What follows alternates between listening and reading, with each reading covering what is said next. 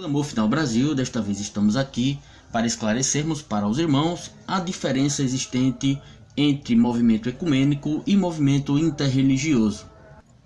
Site pt.churchpop.com nos traz a matéria Qual a diferença entre ecumenismo e diálogo interreligioso. Vamos tratar em primeiro lugar do ecumenismo. Aqui está uma imagem associada ao movimento interreligioso e ecumênico, e o primeiro termo que é definido é o ecumenismo. O ecumenismo é o diálogo entre os cristãos que professam a fé em Jesus. Esta daqui é a base, é a raiz do movimento ecumênico, onde se trata somente dos cristãos. E as outras crenças que vêm associadas à fé em Jesus está a Trindade, o ministério pascal, a redenção, a graça e todas as outras crenças que estão estudadas no Novo Testamento. No ano de 2014, o As Digital, que é uma revista eletrônica, uma revista da Igreja Católica, nos trouxe a unidade dos cristãos, o objetivo comum de João 23 e João Paulo II. João 23, como vocês podem ver aqui na imagem do lado direito, ele é considerado o patrono do movimento ecumênico. João Paulo II, é este que se encontra aqui do lado esquerdo, ele deu continuidade ao trabalho do Papa João 23. João Paulo II, por sua parte, continuou a tarefa árdua de João 23 sobre o ecumenismo. Em sua carta encíclica de 1995, intitulada Ut Unum Sint, que sejam um, escreveu que acreditar em Cristo significa querer a unidade.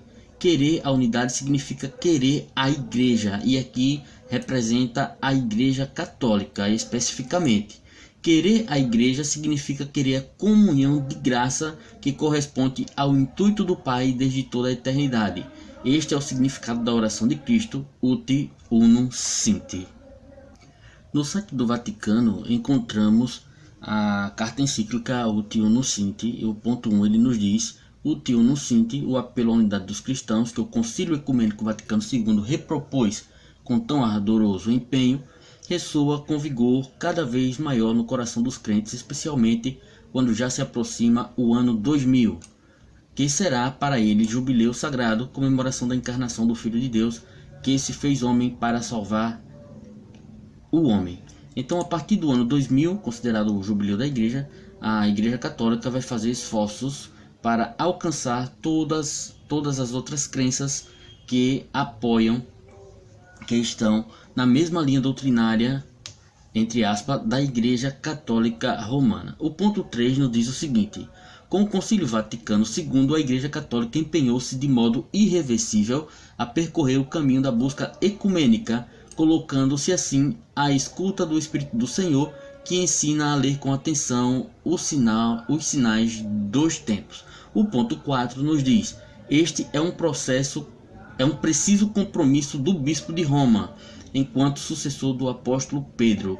Desempenha-o com profunda convicção de obedecer ao Senhor e com a plena consciência da minha fragilidade humana. Bem, o fato é que este documento católico ele aponta também para outros diversos documentos, dos quais nós apontaremos agora 3, e eles são bastante conhecidos nossos, onde, por exemplo, aqui no item 8 ele nos diz: esta seção do decreto Unitatis Redintegratio há de ser lida no contexto de todo o magistério conciliar. Concílio Vaticano II exprime a decisão da Igreja de assumir a tarefa ecumênica em prol da unidade dos cristãos e de a propor convicta e vigorosamente. Este sagrado concílio exorta todos os fiéis a que, reconhecendo os sinais dos tempos, solicitadamente participem do trabalho ecumênico. Então, todas as denominações, todos os cristãos estão convidados pelo Unitatis Redintegratio a trabalharem ecumenicamente. O outro documento aqui que é citado, ele nos traz aqui o texto onde diz: ao indicar os princípios católicos do ecumenismo, o citado decreto retoma primariamente o ensinamento sobre a Igreja presente na Constituição Lumen Gentium, no capítulo que trata do povo de Deus. E, ao mesmo tempo, tem em conta o que se afirma na Declaração Conciliar Dignitatis Humanae sobre a liberdade religiosa. Este tema, que nós já conhecemos, é estabelecido aqui então pela Igreja Católica Romana. Este é um processo irreversível. Vamos visitar então o site da Wikipédia para vermos o conceito de ecumenismo. Uma das definições trazidas pela Wikipédia nos diz: ecumenismo é o processo de busca unitário. O termo ecumênico provém da palavra grega oikoumene, que significa mundo habitado. Num sentido mais restrito, emprega-se o termo para os esforços em favor da unidade entre igrejas cristãs. E é literalmente isso, somente entre as igrejas cristãs. No sentido lato, pode designar a busca da unidade entre as religiões. Mas, reitero, isto aqui, o ecumenismo aborda as igrejas cristãs em específico. Bem, mais tarde vai ser criada a Semana de Oração pela Unidade dos Cristãos, inicialmente fora, mas depois ela passa para a Igreja Católica. A Igreja Católica vai publicar mais alguns documentos e o Papa Pio XI vai publicar a encíclica Mortalium Animus, que é uma encíclica importante, esta encíclica publicada em 1928, que diz que a salvação só pode ser concedida a todos aqueles se retornarem à Igreja Católica Romana. É isto que diz a encíclica Mortalium Animus. Então começa-se a criar alguns outros órgãos, como por exemplo o Conselho Mundial das Igrejas, criado em 1948, reunindo inicialmente 197 denominações cristãs, com o objetivo de juntar ainda mais outras denominações vindas do cristianismo. E é nesse contexto que em 1960 o Papa João XXIII vai criar o Secretariado Romano para a Unidade dos Cristãos. E este Papa, que como falamos anteriormente, é considerado o patrono do ecumenismo. Por quê? Este organismo que ele criou participou ativamente no assessoramento ao Papa e aos bispos durante o Concílio Vaticano II, além de ajudar os padres conciliares na elaboração do decreto Unitatis Redintegratio de 1964 do Papa Paulo VI. O que é que diz esse decreto Unitatis Redintegratio? Este decreto define o movimento ecumênico como uma graça do Espírito Santo. Considera que o caráter ecumênico é essencialmente espiritual e estabelece que o olhar da Igreja Católica é dirigido às igrejas separadas do catolicismo, isto é, às igrejas ortodoxas e às igrejas protestantes. Então, este Papa aqui, o João XXIII, vai criar o Secretariado Romano para a Unidade dos Cristãos, e este secretariado, por sua vez, vai trabalhar no decreto Unitatis Redintegratio de 1964 do Papa Paulo VI, que vai implantar todos os regulamentos do ecumenismo. Vamos ver agora o aniversário de número 40 desse decreto Unitatis Redintegratio, onde a Igreja Adventista esteve presente como uma irmã da Igreja Católica Romana. Uma iniciativa que busca fortalecer o ecumenismo, a união entre as igrejas cristãs. Esse foi o tema central dessa celebração realizada na paróquia São Luís Gonzaga, localizada na Avenida Paulista, em São Paulo. E essa celebração comemorou o 40º aniversário do decreto Unitatis Redintegratio, promulgado pelo Papa Paulo VI em 1964. Esse documento aborda a relação da Igreja Católica Apostólica Romana com as outras igrejas. A Igreja Católica tem uma missão, porque ela se entende fiel servidora de Jesus, de restaurar aquela unidade que é isso que está lá no decreto. A Igreja Católica, ela que é a mãe, e todos aqueles que quiserem ser salvos têm que retornar à Igreja Católica Romana. Por isso ele diz que a Igreja tem a responsabilidade de restaurar. Então, 40 anos deste esforço, muitas instituições foram surgindo ao longo deste tempo, e agradecemos a Deus tantas pessoas e tanta criatividade nesta dimensão. Eu vejo isso como uma grande esperança, porque a única coisa que resolve no mundo é a união entre todos, a começar a união entre nós cristãos. A celebração ecumênica realizada na paróquia São Luís Gonzaga, como não poderia deixar de ser, contou com a presença de representantes de outras igrejas, irmãs da Igreja Católica Apostólica Romana. As irmãs da Igreja Católica. Aí está a Igreja Ortodoxa.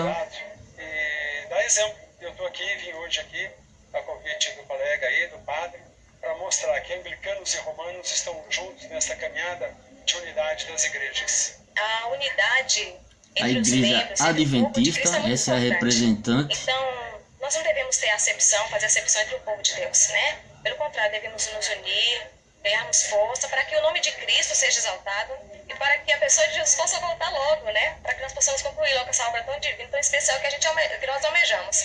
Independente das diferenças, Metodista. né? Eu acho que nós estamos prestando um culto a Deus, que é o único, e eu acho que é importante essa união das igrejas.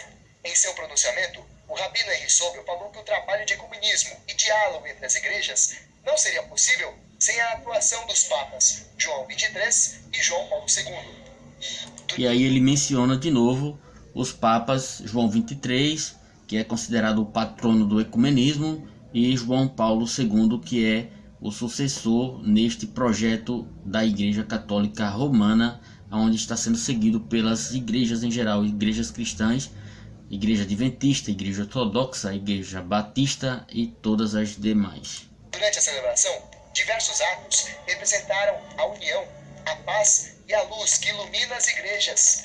Uma água perfumada que banhou as mãos dos participantes. É a suavidade e o odor da paz em vez da brutalidade e da carnificina da guerra. O objetivo do movimento ecumênico, portanto, não é trazer todas as igrejas para dentro da Igreja Católica e transformá-las em católicos. Na verdade, não é isso. Aqui o que estamos vendo é um padre pregando na Igreja Adventista. E, por sua vez, a Igreja Adventista faz uma menção direta à Igreja Católica. Aqui onde estou passando o mouse, do lado direito, nós temos uma cruz com o M mariano. É a cruz mariana em louvor a Maria. Isso se passou numa igreja adventista, mas não só na igreja adventista, mas nas diversas denominações cristãs. Todas elas estão aderidas no ecumenismo.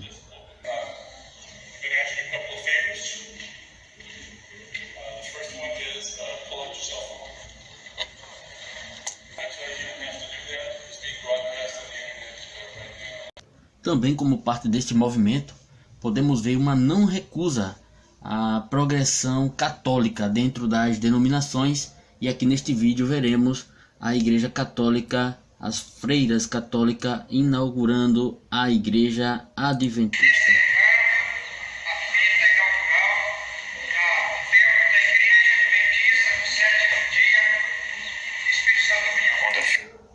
Aqui estão as freiras entrando na igreja, são as primeiras, os pastores adventistas estão lá atrás e aqui à frente está a prefeita da cidade. Caiu, veio o encantamento. Espírito Santo do Pinhal ganhou uma igreja muito especial. Um projeto que vem de longe. E estão os pastores dormindo. Desde 2004, os fiéis se mobilizam para este momento. Nós fizemos a pedra fundamental. Esse é o tesoureiro. Aí começamos então a construção. Nós levamos aproximadamente 8 anos para deixar essa igreja como ela está, linda dessa forma. Para nós, é a igreja mais bonita da cidade, sem dúvida, né? Um tempo maravilhoso. Já admirava semana passada que estive aqui. Lá atrás se pode ver claramente o símbolo da igreja adventista. Muito foda. Que igreja linda que estão trazendo aqui. Hoje tenho o prazer de estar aqui dentro, né? Convidada que fui, muita honra, estou aqui e pude admirar a beleza do prédio, o capricho com que foi construído, os espetáculos, detalhes, muito bem feito, muito bonito. Estou maravilhada de ver. Até a sociedade participou. Coube a uma instituição liderada por freiras, a doação das poltronas. Pronto, aí estão as freiras no púlpito da igreja adventista e foram elas que doaram as poltronas da igreja. Este modelo vale para todas as denominações, pois todas estão envolvidas neste processo de catolização. Agora vamos falar do movimento interreligioso. O que é o movimento interreligioso? Estamos de volta aqui no pt.churchpop.com e ele nos traz aí qual a diferença entre ecumenismo e diálogo interreligioso. Já apontamos o que é o ecumenismo. Vamos tratar agora do que seja o diálogo interreligioso, que está aqui na segunda seção. Falamos sobre o ecumenismo, abaixo no tópico 2, diálogo interreligioso. O ecumenismo, só resumindo, trata da união dos cristãos que creem nas mesmas linhas de pensamento expostas no Novo Testamento, unindo todos e trazendo todos de volta ao catolicismo romano como um meio, como uma porta e única porta de salvação, pois ela se intitula a única igreja verdadeira. O resto é tudo uma farsa. Isso para a Igreja Católica Romana. E aqui no diálogo interreligioso, que é o tópico 2, nós temos já o diálogo interreligioso, como a própria nomenclatura sugere, acontece entre as diferentes religiões: budismo, islamismo, judaísmo, shintoísmo, kardecismo, cristianismo. Bem, quando fala aqui do budismo, do islamismo, do judaísmo, do shintoísmo, do kardecismo e de outras linhas similares, ela está falando das filosofias que estão ligadas também ao espiritismo, todas elas. E quando fala do cristianismo, está falando das linhas que não têm os mesmos princípios adotados pela Igreja Católica, como no caso das religiões que estão envolvidas no ecumenismo. Um exemplo disso são aquelas crenças que não acreditam que Jesus é Deus. Elas aqui se encontram no diálogo interreligioso. Outra linha que se encontra aqui também são aqueles que não creem na Trindade, aqueles que creem no unicismo, aqueles que creem no único Deus, estão também englobados, incluídos aqui no diálogo interreligioso, pois eles nasceram de uma linha espiritualizada, se constituindo, portanto, uma filosofia. Aqui um pouco abaixo nós temos que este tipo de diálogo, que é o interreligioso, não é focado na unidade, ou seja, não busca unir todos numa só linha de pensamento, e seria impossível unir o cristianismo ao kardecismo com uma mesma linha de pensamento, ou o islamismo ao budismo. Isso seria impossível. Mas a Igreja Católica entende que estas pessoas, que estas crenças, elas são crenças que estão no caminho de reconhecer a Igreja Católica como sendo a mãe, como sendo a única crença verdadeira. Eles estão neste caminho de ascensão à Igreja Católica Romana. Aqui no site nsconceição.com.br nós temos a matéria o que é diálogo interreligioso. Então vejam, diálogo interreligioso é definido como um esforço de estabelecer a união e caridade entre os homens de todas as religiões, uma vez que estas religiões elas exaltam a caridade, o ato de fazer o bem. O Concílio Vaticano II produziu a declaração Nostra Aetate, que norteia a interação da Igreja Católica com outras formas de credo a partir da noção de origem comum da humanidade, pois todo o gênero humano foi criado por Deus. No entanto, ela não permite o sincretismo religioso, que é a introdução dos símbolos de uma religião dentro da outra, e ela esclarece muito bem isso aqui, dizendo o seguinte: fazer sincretismo entre a religião cristã e outras religiões não é fruto legítimo do diálogo interreligioso querido pela Igreja. Neste caso, como falei, refere-se à Igreja Católica, colocado com I maiúsculo.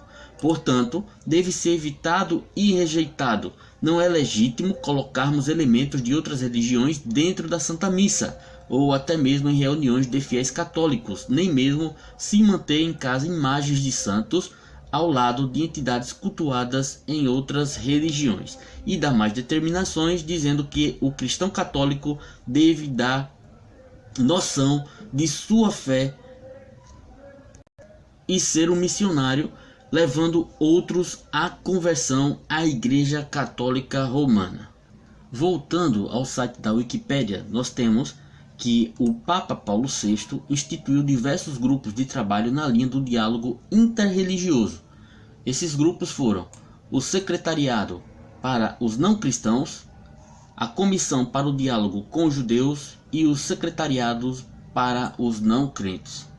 Ainda na Wikipédia, nós temos que o diálogo interreligioso é a ideia de que as diferentes religiões do mundo devem evitar a busca pela supremacia mundial e, ao invés disso, devem dialogar e se respeitar.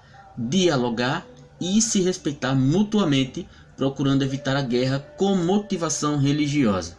Eu gostaria de ler esse texto que se encontra aqui neste diálogo, onde nos diz o seguinte: a carta encíclica de João Paulo II sobre a validade permanente do mandato missionário Redemptoris Missio insere-se como luva nesta perspectiva de ênfase no testemunho explícito e da necessidade da Igreja.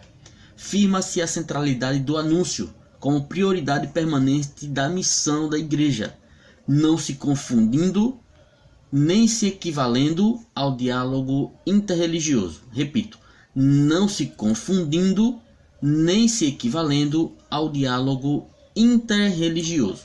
João Paulo II reconhece em sua encíclica que o diálogo interreligioso é importante como parte integrante da missão evangelizadora da Igreja, mas não dispensa a evangelização. Essa abertura ao diálogo não esconde uma tônica que é eclesiocentrada, ou seja, centrada na Igreja e na Igreja Católica Romana somente. O diálogo deve ser conduzido e realizado com a convicção de que a Igreja Católica é o caminho normal de salvação e que só ela possui a plenitude dos meios de salvação. Em outras palavras, o que está se dizendo aqui é que todas aquelas denominações, todas aquelas que se ligam à Igreja Católica Romana por meio do ecumenismo, voltando para o seio da Igreja Católica, têm a obrigação de trabalhar evangelizando as outras crenças, os outros credos que ainda não voltaram ao seio do catolicismo. Um exemplo bem claro disso é a reunião que aconteceu em 12/10/2016 no Vaticano, a reunião das comunhões cristãs mundiais. É um grupo ecumênico do qual faz parte algumas denominações que nós vamos ler aqui à frente. Aqui o texto diz o seguinte, este texto, lembrando, é oficial do Vaticano, se encontra também no site do Vaticano, no pres.vaticano.va. O que nos traz esse texto é: o Santo Padre recebeu esta manhã, antes da audiência geral e ao lado da sala Paulo VI, que é a sala ecumênica, os participantes da Conferência de Secretários de Estudo das Comunhões Cristãs Mundiais, organização ecumênica internacional que se reúne anualmente, ou seja, todos os anos, em outubro, em um país diferente para melhorar o conhecimento recíproco. É parte deste grupo a Comunhão Anglicana, a Batista Aliança Mundial, o Conselho Consultivo Vétero-Católico, o Patriarcado Ecumênico de Constantinopla, a Conferência Geral dos Adventistas do Sétimo Dia, ou seja, a Igreja Adventista mundialmente faz parte da Igreja Católica Romana, a Conferência Episcopal, a Federação Luterana Mundial, o Congresso Mundial Menonita, o Conselho Mundial da Igreja Morávia, o Patriarcado de Moscou, os Pentecostais, o Pontifício Conselho para a Promoção da Unidade dos Cristãos, o Conselho Reformado Ecumênico, o Exército da Salvação, a Comissão de Amigos Mundo de Consulta, Quakers, a Aliança Mundial das Igrejas Reformadas, o Congresso Mundial de Igrejas de Cristo, a Aliança Evangélica Mundial e o Conselho Metodista Mundial. Muitas vezes um representante do Conselho Mundial de Igrejas também está presente. Bem, esta reunião aqui acontece todos os anos com um grupo, e neste caso aqui se deu no Vaticano, levando relatório e recebendo determinações a serem cumpridas no ano seguinte, que no caso era o ano de 2017. Aqui nós temos uma foto oficial deste encontro no Vaticano. Aqui do lado direito, não sei se vai ser possível ver com claridade, mas aqui do lado direito nós temos o pastor adventista Ganaune Diop, o doutor Ganaune Diop, que esteve presente nesta reunião, representando a Igreja Adventista Mundial. Aqui nós temos uma foto mais personalizada, onde esta foto também é oficial do L'Osservatore Romano, e aqui nós temos os dados desta reunião acontecida em 12/10/2016, Dr. Ganauni Diop, diretor mundial de Relações Públicas e Liberdade Religiosa da IAGE, a liberdade religiosa que é estabelecida por uma encíclica papal, como nós vimos anteriormente. E nesse contexto poderemos ver toda a liderança da Igreja Adventista do Sétimo Dia, não só o pastor Ganauni Diop, mas toda a liderança da Igreja Adventista do Sétimo Dia, nacional e mundial, a serviço do papado, reunindo todos os outros segmentos religiosos para dialogar com a Igreja Católica Romana e aceitá-la como a única porta de salvação. É o que vamos ver agora por meio deste vídeo. Estão aqui à frente nesta tarde e eles irão homenagear as autoridades civis e eclesiásticas que estarão participando desta festa. A partir do momento que eu os apresentar, gostaria que ficassem em pé, estendendo a sua saudação para todos os nossos amigos. O pastor Edson Rosa já foi apresentado, líder de comunicação da Igreja Adventista para a América do Sul. Pastor Domingos José de Souza, presidente da Igreja Adventista do Sétimo Dia para o Estado de São Paulo. Pastor Domingos, aquele mesmo que estava inaugurando a Igreja Adventista com a Igreja Católica. Ele estava presente lá no púlpito também. É esse pastor aí, pastor Domingos. Pastor Magdiel Pérez, secretário da Igreja Adventista para a América do Sul. Pastor Ayrton Keller, presidente da Igreja Adventista para a América do Sul. Pastor Ted Wilson, líder mundial, presidente da Igreja Adventista para o mundo, cujo escritório é na cidade de Washington, nos Estados Unidos. Pastor Williams Costa Júnior, líder de comunicação da Igreja Adventista do Sétimo Dia para o mundo. Pastor Ganauni Diop, ele aí é está o representante da Igreja Adventista na Organização das Nações Unidas. Na época, ele era representante da Igreja Adventista nas Nações Unidas. Ele que, com Ted Wilson e John Grice, estiveram lá nas Nações Unidas, recebendo também determinações deste órgão. Na cidade de Nova York, temos a satisfação de ter o pastor Milton Souza, ele que é professor, Milton Torres, professor da Faculdade de Teologia na Universidade Adventista de São Paulo, estará nos ajudando com a tradução. Ao seu lado, o pastor Delbert Baker, que é um dos vice-presidentes da Igreja Adventista para o mundo, também residente na cidade de Washington, e pastor Almir Marrone, vice-presidente da Igreja Adventista para a América do Sul. Para uma homenagem, convidamos agora líderes eclesiásticos ao palco. Dom Marcelo, bispo da Igreja Católica Liberal. Interessante como todos os pastores adventistas se levantam em homenagem, em reverência ao bispo da Igreja Católica Romana. Sandra Santos, presidente da Associação Espiritualista de São Paulo. Agora seguem todos os outros segmentos, credos religiosos. Maria Aparecida Nalécio, presidente do Primado do Brasil. Dom Júlio, bispo da região da Lapa. Padre José Bison, representante da Cúria Metropolitana. Márcio Henrique de Souza Ramos, Associação Bandista Espiritualista do Estado de São Paulo. A Umbanda. Kashmir, representante Hare Krishna. Este é um movimento interreligioso. Católica do Brasil. Emerson Pontaleo, membro Abossaú. E Paulo Lutero de Melo, presidente da Igreja Brasil para Cristo.